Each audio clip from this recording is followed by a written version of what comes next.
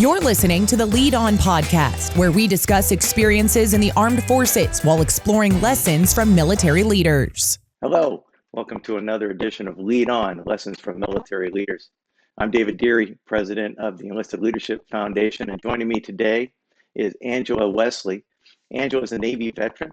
She joined the Navy in 2005, 16 years ago already. Oh my gosh, 2005. She served 8 years as a sailor, serving a couple different locations that we'll talk about. Currently living in the Florida, Angela, is that where you reside, or Texas?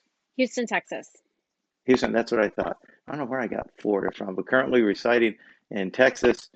Met Angela over the summer as we were both part of a great program called Entrepreneurial Bootcamp for Veterans, sponsored by the Institute of Veterans and Military Family.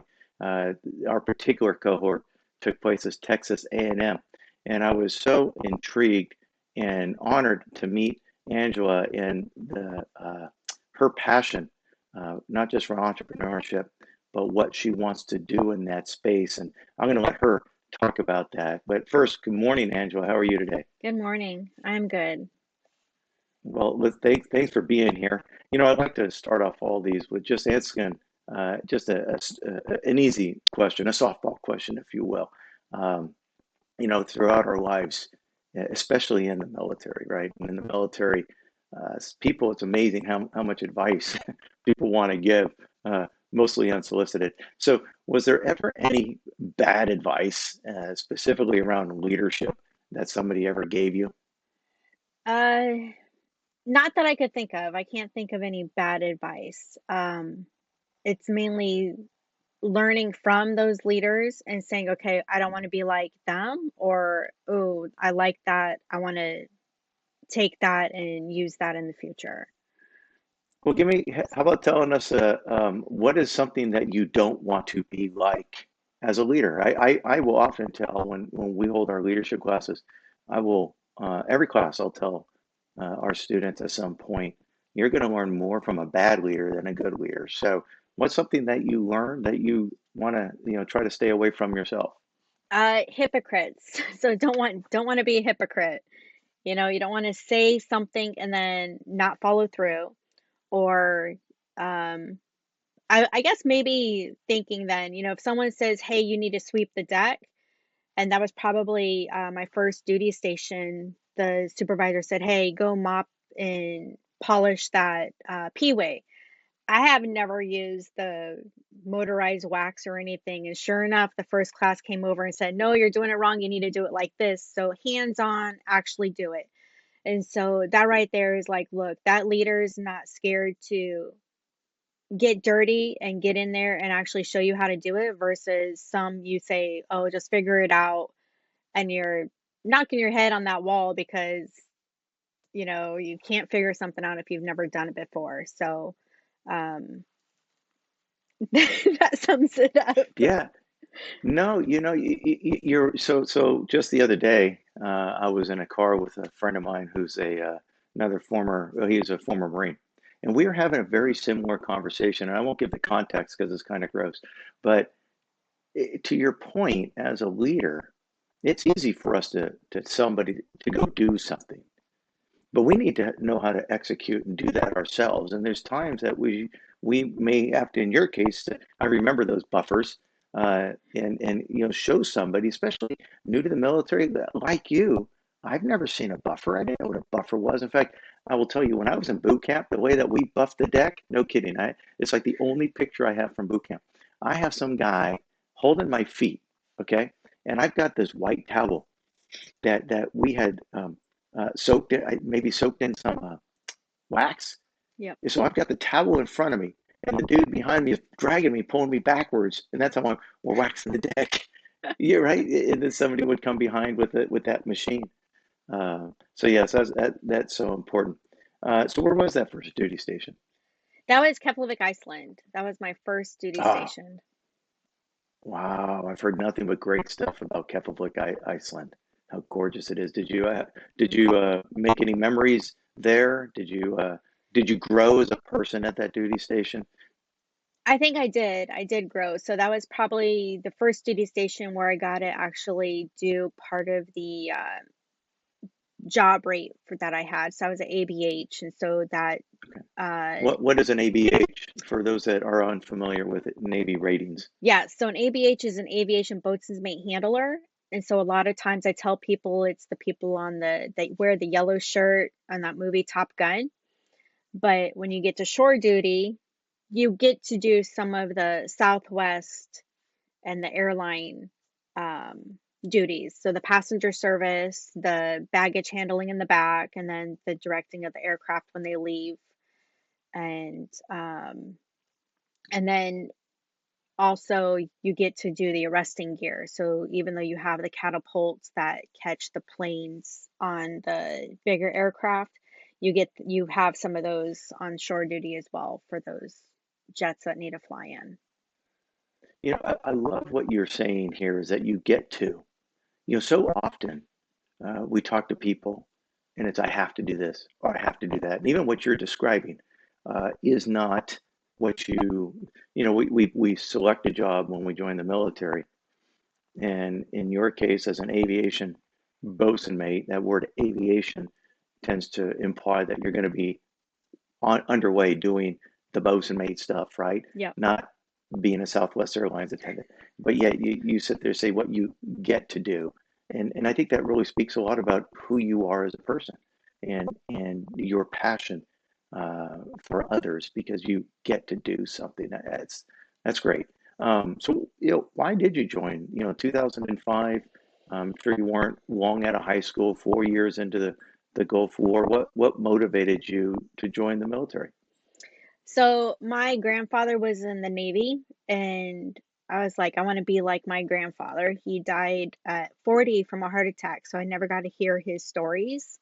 And I, from a little girl, like, well, if I'm going to the Navy, I don't know what I want to be when I grow up. I'm just gonna go. So when we met the recruiter, he said, your ASVAB scores qualify for a corpsman or for an ABH. And I was like, well, which one's gonna see outside the sunshine a lot more? He's like, well, that's going to be your aviation boatswain handler. I said, okay, great. Now, if I would have known that the corpsman would give me a longer career field when I got out, then I probably would have done that. But I enjoyed all my experiences. Yeah, yeah. When I came in as an AZ. Um, yeah, I don't even remember the aviation something. All I know is it was the secretary for aircraft, and I don't mean to insult anybody that is an AZ. I have some friends that are AZ Master Chiefs actually, but that only lasted 24 hours. My dad was a radioman in the Navy, and when I told him, "My dad, I joined. I'm going to be an AZ," he said, "Yeah, no, you're not."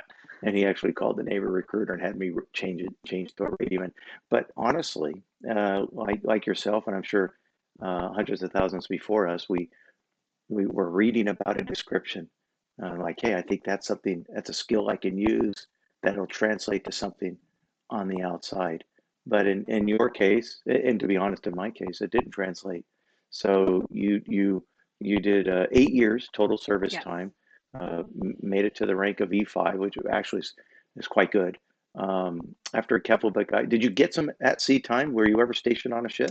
I was stationed on a ship. So after I left Keflavik, Iceland, I left early because I was pregnant with my first daughter who has Down syndrome.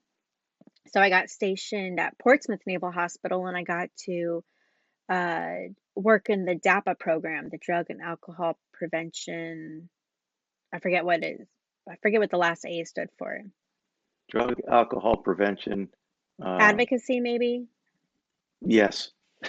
So, Gosh, it's been 7 years for me. So, all right. So you're Portsmouth Naval Hospital as a DAPA. yep. And then after the pregnancy tour was over, then I got stationed at the Norfolk Naval Air Base and ended my time there, and then went to the Nassau and the Baton, and ended at Marmac in North So you in did a couple, I did a few. yeah. So you did a couple ships, couple amphibs, big deck amphibs. Uh, Yes. so did you get married along the way, or were you a single mom? Did get married along the way. Um, got divorced in one of them, and then got remarried. And but the whole time, I really appreciated the Navy's community support for the children with Down syndromes. So I don't know what their acronym is for that, but they definitely supported the parents who children had any kind of disabilities. So Wow, that's interesting. That's something I did not know, that in all my years that we actually had an element, whether it's through Fleet and Family Sports Center or something else, that even 20 years ago helped yes, special needs. And that really why I asked if you're married or not, because I had many female sailors that were either parents or dual military. Um, but as a single, when you're assigned to a ship and you deploy, whether that deployment is whether it's a deployment or just workups or getting underway, and you with the special needs, um, that's so it's hard enough just to say goodbye to your children, and then to have special needs uh, just adds a whole nother element. Um, so I applaud you for that and sticking with it. Was that one of the so you did your 8 years with having a special needs child, and then eventually more children. Was that something that led you to say, well, it's time to move on and do something different, or did you just the lifelong urge of serving had escaped you and it was ready to move on? uh, no, the lifelong urge to serve did not escape me. I actually regret getting out, but um, with the family, it was hard on us. So I mean, I even told my kids, I said, look, if you go into the military, don't think you're going to get a huge paycheck. It's not going to be like that. And if you have family, it's, those daycare providers still want to get paid. And they assume, especially around the military bases, that you're getting this huge paycheck. So they don't subsidize their childcare. And so financially, it is tough. And I think maybe the family, fleet support center should educate more on the finances, especially the first 2 years in the military, because a lot of the members, they have these huge dreams, and it's their first paycheck, like, oh, cool, I can do this. Oh, BAH is awesome. I can get rich off Mm, of this and that, and that's one reason why I got out, is financially it was going to be too hard. And um I hate I mean, there's some dads that can do great, but I want to say a bulk of the family stuff does rely on the mom itself. And so emotionally and um, strategically, it was going to be too hard to stay in. yeah. Well, like when we see professional athletes on TV, when they do something great, what do they say? Love you, mom. Very few say thanks, dad. So but and when you talk about financial readiness, could not agree more. In fact, we've incorporated financial readiness into our programs for the more junior enlisted, and it's actually, of all the stuff that we teach, it's always one of the top three topics from the critiques that we get after that was most needed, and that they really learned some of the most from, um, because oftentimes we end up going to those, whether it's Fleet and Family Sports Center, Navy Marine Corps Relief Society, or so many other financial assistance programs that are available through the wonderful work of nonprofit organizations in and around the military installations, after it's too late, when we find ourselves in financial hardships Yeah. and we're trying to, God, how am I going to pay the bill? How am I going to put food on the table? And then when you start having children, people don't realize the cost of raising kids, even with the state and federal run programs, WIC and the like, that'll provide for formula, what have you. It's still, there's always costs. You got out. Did you continue working, or did you stay as an at-home mom? Got out, continued working. So I worked at the BAE shipbuilders in Norfolk in their quality department. And then my husband said, well, Virginia's not the best place. I miss my family. I think we need, that family, our blood family, because you have the military family, but blood family is always better. So, Hmm. my family's from Nebraska, and he's like, I can't do the cold weather, so how about we go to Houston? And I said, all right, it's oil and gas. Seems like there's more opportunities there. So that's how we ended up here back in Houston because his family's from here as Okay. well.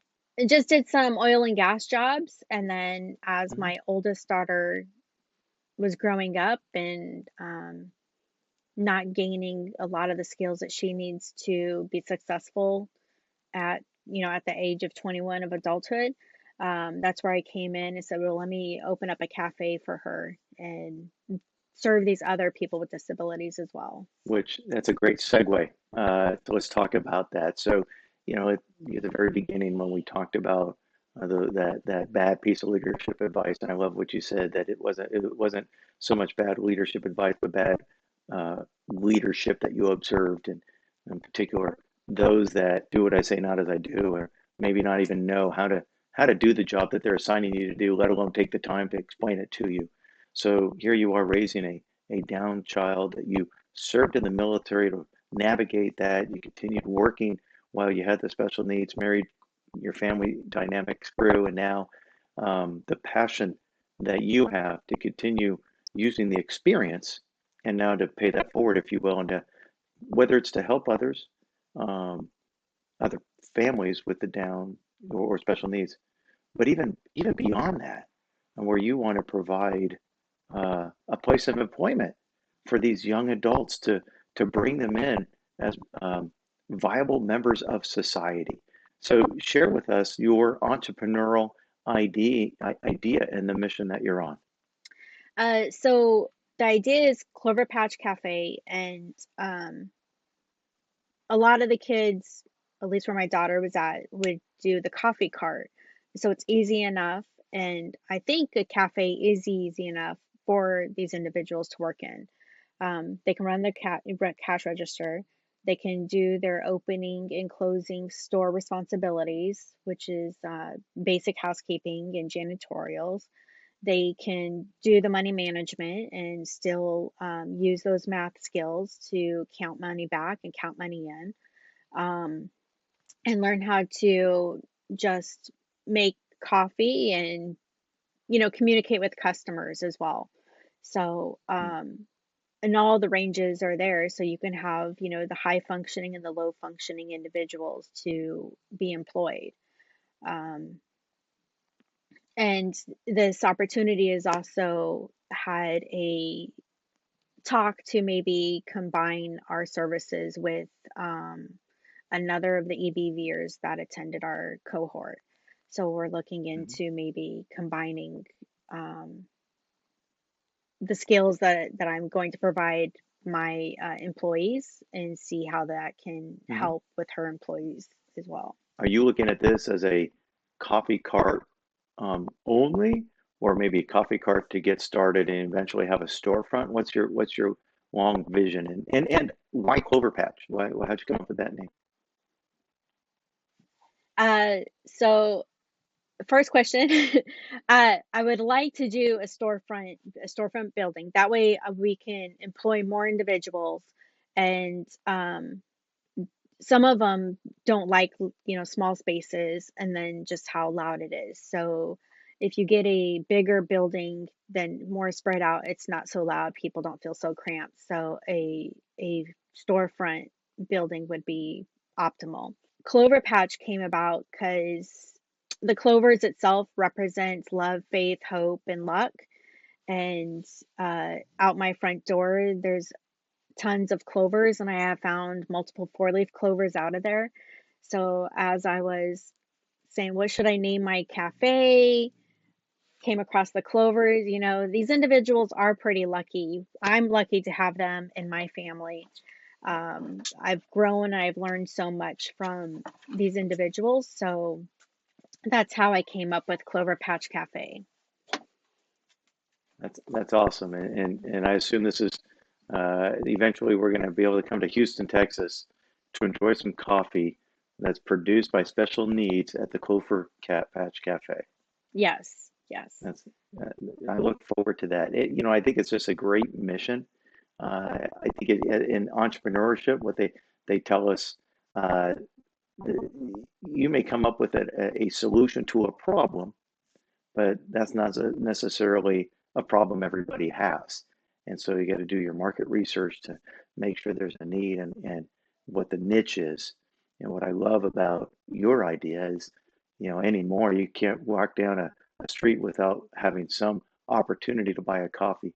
And I drink a lot of coffee, but I've never seen not only any kind of storefront, let alone a coffee shop that employs, and I think you shared that you're looking at, if you have 20 employees, about 25% of those not having special needs as your supervisors and managers, but then the bulk of your employee base to be those special needs where they can work shorter shifts. But I honestly can't say I've been to a coffee shop that employed a single special needs. So I really applaud you for that. I hope that it does come to fruition. I know there's challenges with any startup when it comes to finances, and just finding that one source that has faith, that'll write you that check to get you going. Well, that's fantastic. Well, listen, here we are. We're almost out of time, and I'd Okay. really like to talk more with you, uh, but we're up against the clock. But before we end, um, and although you didn't have you transitioned, if you will, from my first question about bad leadership advice. We'll see how you transition this one. So, along the way, whether it's in the military, out of the military, has there ever been a time? I mean, we make as leaders, and you as an E5 leader in the military, as a leader, as a mom, a leader for your kids. And listen, guys, wives are leaders over us. Uh, we make bad decisions all the time, and I think it's important. It's important to make a decision. Can't be afraid of making a bad decision. We're going to make those bad decisions. Was there ever a bad decision that didn't have a bad outcome, where you're like, "Ooh, got lucky on that one"? No, no, I not that I can think of, but um, in my, I guess, supervisory leadership responsibilities that I've had, I know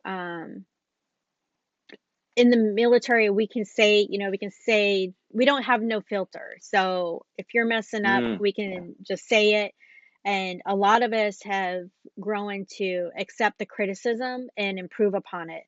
But I've noticed a lot of these civilians don't. And so if you say something, they're um, they're like our kids. They need to be not coddled, but you have to sugarcoat it. So you have to sugarcoat the hardness so that way they can accept that criticism and move on.